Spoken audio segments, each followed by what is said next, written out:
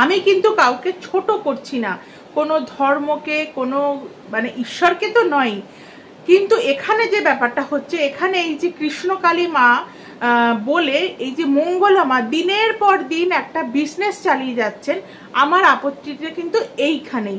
দেখুন উনি মানে সমাজে কিন্তু এটা ছড়াচ্ছেনই শুধুমাত্র কুসংস্কার।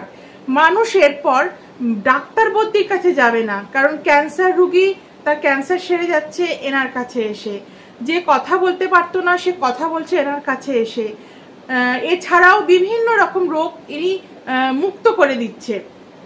তাহলে এরপর মানুষ কিছু হলে ডাক্তারের কাছে আর যাবে না, যাবে কোথায়? এনার কাছে।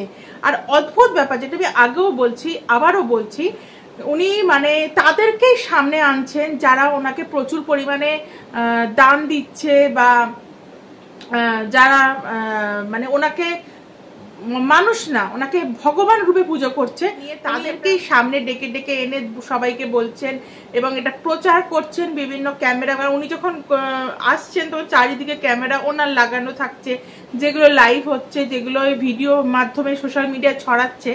এখানে দেখুন এই যে ভদ্রমহিলা ওনাকে একটা মালা পরালো, উনি ওনার বিশ্বাসে উনি এটা করছেন, কিন্তু ওনার কি এটা নেওয়া উচিত? মা কালীর সামনে উনি নিজে মালা পরে বসে থাকছেন, বা ওনাকে প্রণাম, আমরা ছোট থেকে কি জানি যে ভগবানের সামনে কাউকে প্রণাম করতে নেই, কিন্তু উনি দেখুন প্রণাম নিচ্ছেনও, উনি কিন্তু বাধা দিচ্ছে না। মানে এটা শুধু একটা না, এটা কিন্তু প্রচুর। আর এবং উনি কিন্তু একসময় চিট ফান্ডের কাজ করতেন, ওনার হাজবেন্ড ফুচকা বিক্রেতা। সে মানে এখানে কিন্তু ব্যাপারটা এটা ভক্তি নয়, এটা কিন্তু সম্পূর্ণ যেটা চলছে সেটা হচ্ছে ভগবানকে সামনে এনে এটা একটা বিজনেস চলছে। এবং আমি যেটা দেখলাম, এটা কিন্তু এই ভদ্রমহিলা একা নন, এরকম কিন্তু প্রচুর মানুষ দেখছি একটা করে মানে ঠাকুরকে সামনে রাখছে, সেইটা দিয়ে ভিডিও বানিয়ে সোশ্যাল মিডিয়ায় ছড়াচ্ছে, দিয়ে একটা উপার্জনের ব্যবস্থা শুরু করেছে।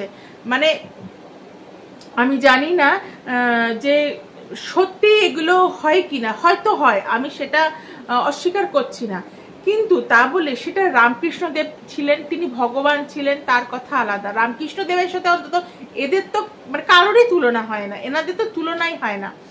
ইনি মানে মা কালীকে সামনে রেখে, এবং আরেকটা জিনিস খেয়াল করবেন, উনি কিন্তু ওনার যে কানের দুল টুল এগুলো কিন্তু উনি নিত্য নতুন চেঞ্জ করেন, উনি বদলান। মানে মানুষ দিচ্ছে ভগবানকে আর সেগুলো উনি নিজে পরে বসে থাকছে। তো একটা মানে ভগবানের হাত থেকে উনি ত্রিশূলটাও নিয়ে নিয়েছেন, ত্রিশূলটাও নিয়ে নিজেই ভগবান হয়ে গেছে, নিজেই মা কালী হয়ে গেছে, দিয়ে সবাইকে এই ত্রিশূল ঠেকিয়ে ঠেকিয়ে উনি সবাইকে সুস্থ করে দিচ্ছেন।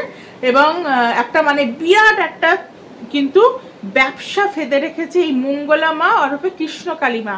আমি কিন্তু আগেও বলেছি, আমার সাথেও কিন্তু এরকম একটা ঘটনা ঘটেছে, আমিও ফোন করেছিলাম ব্যাপারটা জানার জন্য। আমাকেও বলা হলো যে হ্যাঁ আপনি ওনারা বোধহয় বর্ধমানে থাকেন, যে আমি কৃষ্ণকালী মায়ের ওখান থেকে বলছি, দুটো লোক ধরেছিল, ঠিক আছে আপনি মানে আমাকে কত 3-4 হাজার টাকার মধ্যে বললো পাঠান, অনলাইনে পাঠান, আমরা আপনার ওপরে ভূতে ভর করেছে, মানে আমার ওপর ভূতে ভর করেছে আর কি, তো সেটার জন্য যজ্ঞ করতে হবে, তারপর এত টাকা লাগবে। মানে আমি তখনই বুঝে গেছি যা বোঝার।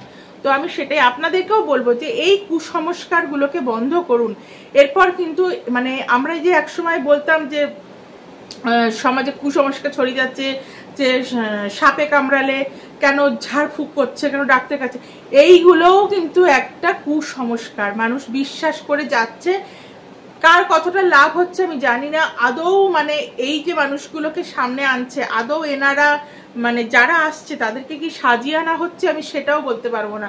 শুধু একটাই বলবো, এইসব মানে ভণ্ডামি, এইসব ব্যবসাদার মানুষদের থেকে নিজেকে দূরে রাখুন, ভগবানকে অবশ্যই মানুন, ভগবান এখান থেকে ডাকলে ভগবান নিশ্চয়ই আসবে, কিন্তু এই সব মানুষগুলোর কাছে গিয়ে নিজেদেরকে ক্ষতি করবেন না, সমাজের ক্ষতি করবেন না, এটাই আমার কাছে বক্তব্য।